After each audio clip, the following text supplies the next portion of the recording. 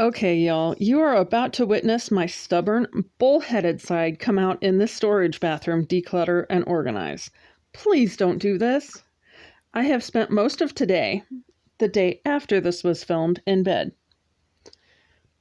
Based on the footage I cut down, I spent about an hour and 15 minutes working, and then probably another 15 minutes before bed cleaning up the pile outside the bathroom so my daughter could get into her bedroom if she needed to in the morning. And just full disclosure, I was having issues with my back and neck before I started working on this and should have gotten the vacuum to seal these bags instead of doing them by hand. Yeah. Now that we have that out of the way, what I really want to talk to you guys about during this tiny tidy turned mighty tidy, and yes, the plan was a tiny tidy. I was going to follow Natasha's lead from around the home and do one bag at a time.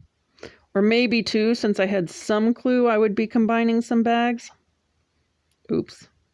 And if you haven't checked out the other ladies in the playlist, you can find that every week at The Helpful Home. She creates a new playlist every week, and you can find it pinned in the comment down below or in the description. What I wanted to talk to you about this week was vision. My pattern with this bathroom has been to clear out the mess enough to get something we need when we need it, and try to forget about it otherwise. I couldn't picture it as a usable space, or anything other than a storage room, really, until I had the epiphany that it has one of the few remaining doors in the house. Well, 5 really if you count the cabinets.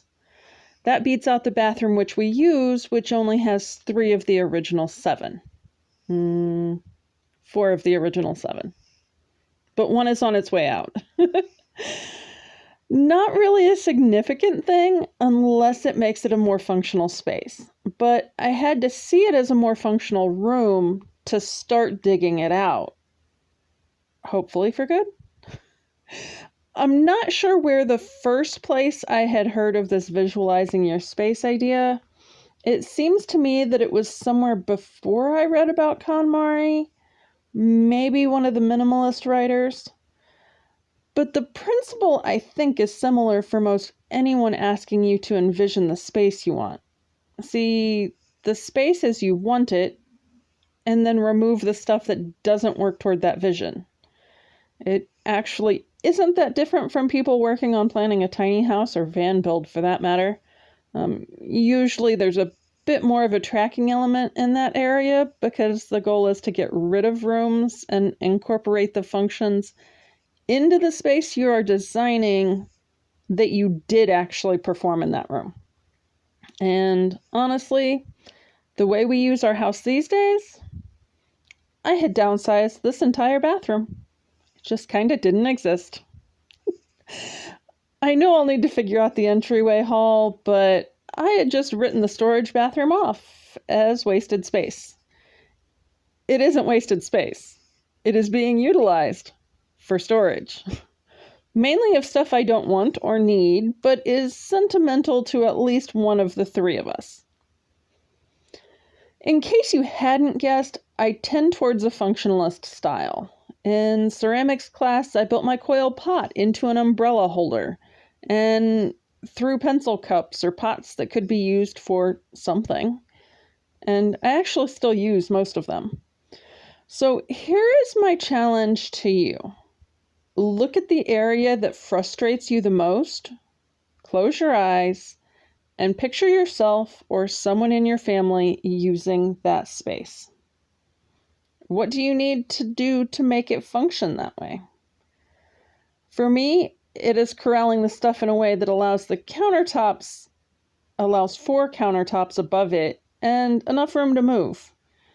I will likely wind up with the screens tucked under the counters if there's room, or possibly one of the foam sections on top to protect the countertop from heat. And I'm already grabbing shelving and things for elsewhere in the house that I didn't realize I still had. But overall, I really didn't need to get rid of much to make this space more functional. I just needed to make some small tweaks to clear out the stuff that accumulated because the room didn't have a purpose. And I can test out the concept without much trouble. What spaces are you visioning? Tell me in the comments down below. I've been thinking about myself today, thinking how I changed, how I really don't care if you are here or if you don't stay. Now I'm feeling those winter blues, but I don't wanna cry. 'Cause all we ever do is laugh it off, and I'm sick and I don't know why. Do you remember that night we met? I thought you looked so fine. I guess we have to agree to disagree for this one last time. Pretty weird that day when we did not exchange our hellos. I wasn't looking out for you, I'm sorry, I'm so shallow. But I'm still looking forward to watching part 2 of Deathly Hallows with you.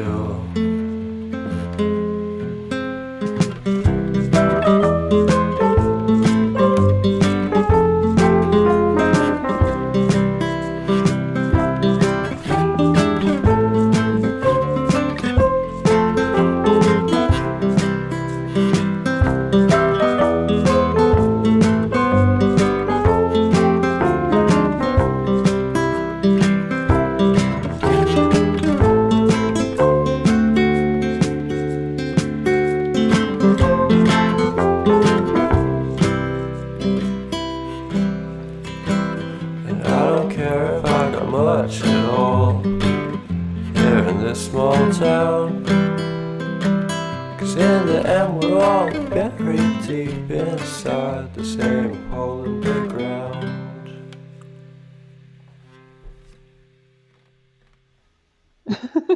When you guys are watching videos, what kind of music do you like to listen to? I have just started playing around with it, so it might be interesting for a little while.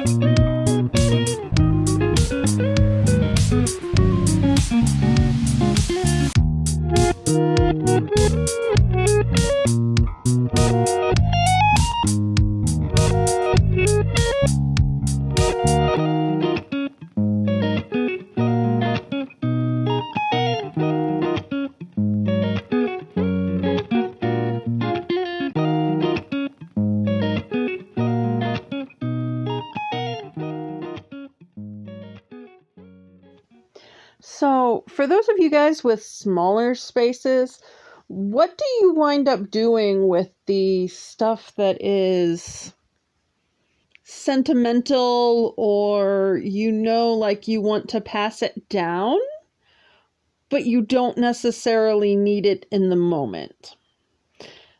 I guess this is one of those things where Dana would say, your space is a container, your entire house is a container. But I really don't want to get rid of my kids' baby blankets, or at least one of those rocking chairs was actually made by my godfather, I believe. And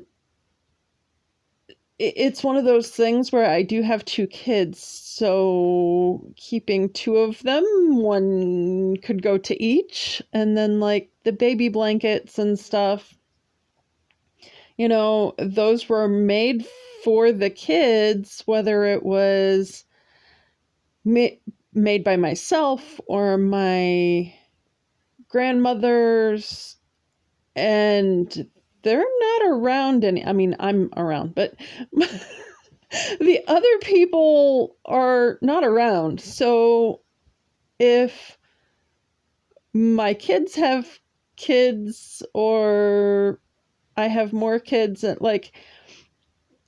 I don't want to I'm going to keep one from each person and just anybody else is out of luck. How do people deal with those kinds of things? I'm definitely trying to bring more stuff out, but some of the things just aren't things that we need right now. My kids are 17 and 19, so kid-size rocking chairs aren't exactly useful. And I am trying to bring more things out, in terms of sentimental stuff. I have been going through pictures and hope to get an electronic picture frame going that we can watch and cycle through photos and that sort of thing. But, some of this stuff is just not really necessary until my kids are moving into that next stage of life.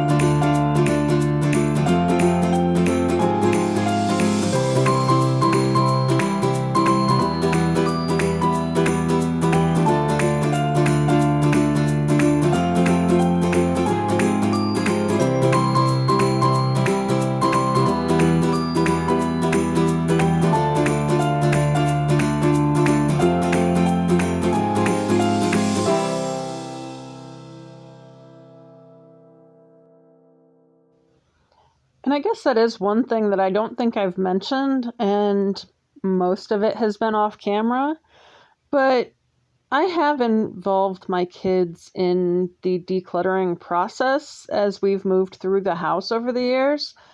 They have actually been the ones that decided what schoolwork was kept versus what was gotten rid of. Mind you, there was time between when they made the work and when they were deciding these things. They were out of elementary school, and they did at various times get rather burnt out on having to go through boxes of stuff that I had kept. But it was one of those things that at times it really surprised me what they wanted versus what they didn't. And it wasn't often the, a paper, it was the story that they really had enjoyed writing. So I guess I could ask them if they wanted the baby blankets, but at the moment they aren't really thinking about kids. And that's not a pressure I want to put on them. And even if they decided they wanted to get rid of this stuff, I'm not ready to get rid of that stuff. So it's one of those things I've just sort of, when I'm ready to get rid of things, I will ask them if they're okay with letting it go, or if it's something that they want to keep. So that way they aren't making decisions that I'm going to turn around and go, oh yeah, you guys said it was okay to get rid of that, but I'm not ready yet. Now, I will say, definitely try and make sure you remember if they say they want to keep something. I have donated a cookbook that my daughter had claimed because it was in the kitchen and I didn't realize she had claimed it. Anyways, have a great week this week.